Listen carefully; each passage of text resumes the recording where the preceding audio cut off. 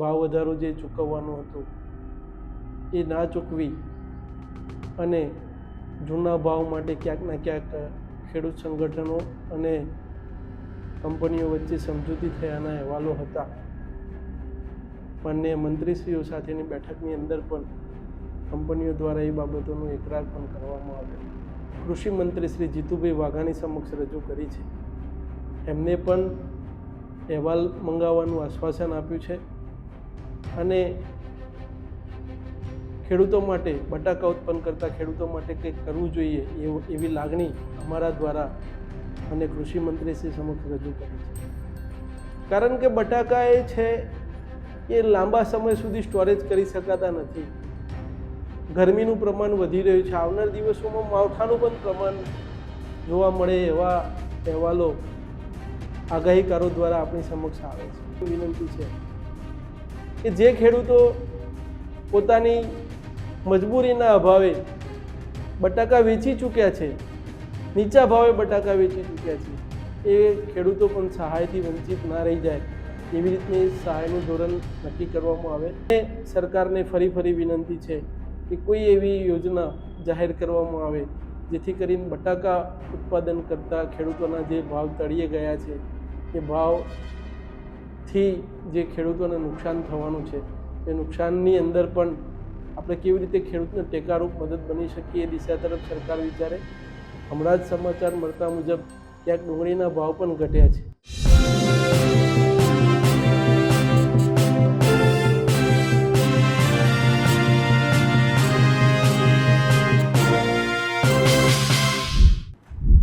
ભારતીય કિસાન સંઘે હવે બટાકામાં જે મંદી આવી છે તે ખેડૂતો માટે રાહતની વાત કરી છે, એટલે રાહત પેકેજ મળે તેની વાત કરી છે.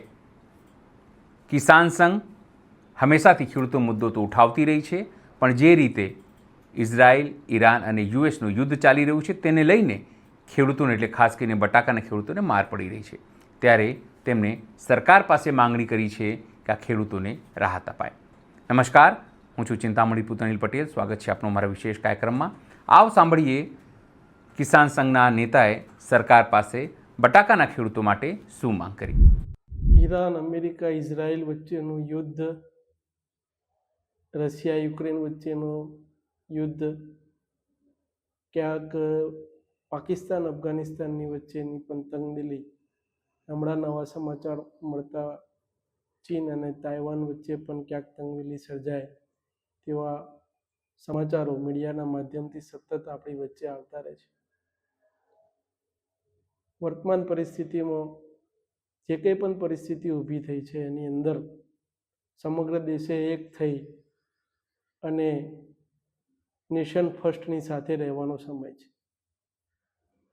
આજે બટાકા ઉત્પાદન કરતા ખેડૂતોની સ્થિતિ પણ કફોડી બની છે. ક્યાંક ને ક્યાંક વેપારીઓ પણ આનો લાભ લેતા હોય તેવું દેખાઈ રહ્યું છે.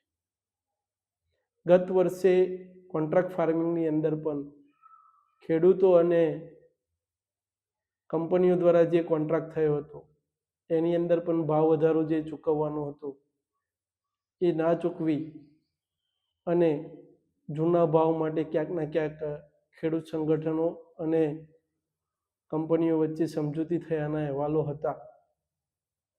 માનનીય મંત્રીશ્રીઓ સાથેની બેઠકની અંદર પણ કંપનીઓ દ્વારા એ બાબતોનો એકરાર પણ કરવામાં આવ્યો હતો. તેમ છતાં હજુ સુધી કંપનીઓએ એ વાતને સ્વીકારી નથી. એ બાબત ખૂબ જ દુઃખ પહોંચાડનારી છે. કોન્ટ્રાક્ટ ફાર્મિંગ કરતા ખેડૂતોને પણ ક્યાંક કંપનીઓ દ્વારા બટાકા રિજેક્ટ કરવાના મામલા પણ આપણી સમક્ષ આવ્યા છે. નાના સંગઠનોએ પણ આ વાતને મજબૂતાઈથી ઉપાડી છે, એમને પણ અભિનંદન છે. અને અત્યારે સરકાર, સમાજ બંને ખેડૂતોની વારે ઊભી નેશન ફર્સ્ટની દિશામાં આપણે બધાએ આગળ વધવાની જરૂરિયાત છે.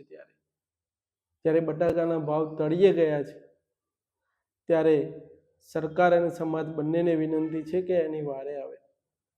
આજે રાજ્યના કૃષિ મંત્રીશ્રીને આપણા રાષ્ટ્રીય મંત્રી શ્રી બી કે પટેલ સાહેબ અને અમે બંને રાજ્યના ખેડૂતોની વાત, બટાકા ઉત્પાદન કરનાર ખેડૂતોની વાત રાજ્યના કૃષિ મંત્રી શ્રી જીતુભાઈ વાઘાણી સમક્ષ રજૂ કરી છે. એમને પણ અહેવાલ મંગાવવાનું આશ્વાસન આપ્યું છે અને ખેડૂતો માટે, બટાકા ઉત્પન્ન કરતા ખેડૂતો માટે કંઈક કરવું જોઈએ એવી લાગણી અમારા દ્વારા અને કૃષિ મંત્રી શ્રી સમક્ષ રજૂ કરી છે. સાથે સાથે સમાજને પણ વિનંતી છે કે સમાજ પણ એની વારે આવે, ખેડૂતોની વારે આવે. ક્યાંક અત્યારે જરૂરિયાત હોય એટલો સ્ટોક થાય જેથી કરીને બટાકાનો ભાવ ઉચકાય. ક્યાંક કંપનીઓ દ્વારા જે કોલ્ડ સ્ટોરેજ બુક કર્યા છે એ કોલ્ડ સ્ટોરેજના માલિકો પણ ક્યાંકના ક્યાંક જ્યારે ખેડૂત બટાકા લઈને ત્યાં જાય છે ત્યારે આનાકાની કરતાના અહેવાલો પણ ખેડૂતોના માધ્યમથી પ્રાંત કક્ષાએ આવે છે. આપણા માધ્યમથી એમને પણ વિનંતી છે કે આ સાથે ઊભો રહેવાનો સમય છે, ખેડૂતોની સાથે ઊભો રહેવાનો સમય છે. ત્યારે ખેડૂતોની મજબૂરીનો લાભ ના લેતા, કારણ કે બટાકા એ છે એ લાંબા સમય સુધી સ્ટોરેજ કરી શકાતા નથી.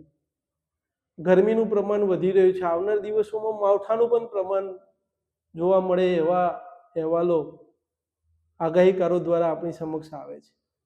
એટલે એક થઈ કોલ્ડ સ્ટોરેજના માલિક હોય, ખેડૂતો હોય, કંપનીઓએ બધા એક થઈ ખેડૂતની વારે ઊભા રહેવા માટે જે કોઈ પણ ખેડૂત આપણી સમક્ષ બટાકા લઈને આવે છે એનો કોલ્ડ સ્ટોરેજની અંદર મૂકવામાં આવે.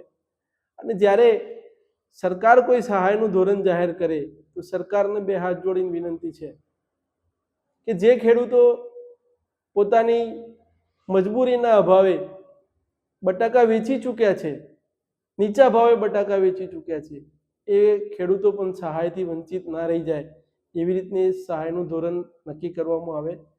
આશા રાખીએ આવનાર દિવસની અંદર જે યુદ્ધ જેવી પરિસ્થિતિ છે એની વચ્ચે ક્યાંક વિશ્વ શાંતિ થાય અને આ રાબેતા મુજબનું આપણું જનજીવન થાય, જેથી કરી અને વેપારની અંદર પણ જે નાની મોટી મુશ્કેલીઓ આવે છે એની અંદરથી પણ આપણે બધા બહાર આવી શકીએ. ક્યાંક અફવાઓનું બજાર પણ ગરમ છે. એ અફવાઓના બજારથી પણ વિપરીત થઈ અત્યારે નેશન ફર્સ્ટ, રાષ્ટ્ર પહેલું, એ દિશા તરફ આપણે બધા કામે લાગીએ.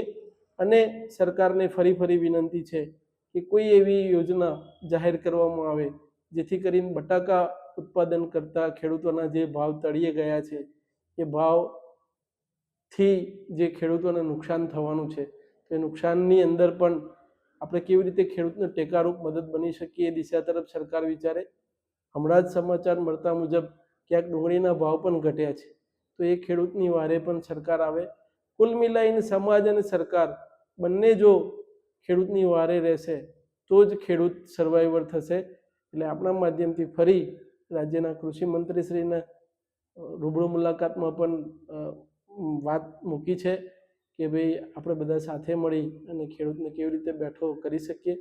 અને જીતુભાઈએ પણ હકારાત્મક જવાબ આપ્યો છે કે આપણે આમાં શું કરી શકીએ, ગઈ સાલની પરિસ્થિતિ શું હતી, આજની પરિસ્થિતિ શું છે, એનો અહેવાલ મંગાવી અને માનનીય મુખ્યમંત્રી સમક્ષ આપણે ખેડૂતોની વાત મૂકવાની એમને હૈયાધારણા આપી છે. કિસાન સંઘે જે માંગ કરી છે તેને લઈને આપ શું વિચારો છો? જરૂરથી અમારા કોમેન્ટ બોક્સમાં કોમેન્ટ કરજો. એ સિવાય અમારી યુટ્યુબ ચેનલને લાઈક કરો, સબસ્ક્રાઇબ કરો, બેલ આઇકન દબાવો. સાથે અમારી વેબસાઇટ છે www.gujaratplus.in, ત્યાં પણ તમે વધુ અપડેટ થઈ શકો છો. અત્યાર માટે બસ આટલું જ. નમસ્કાર.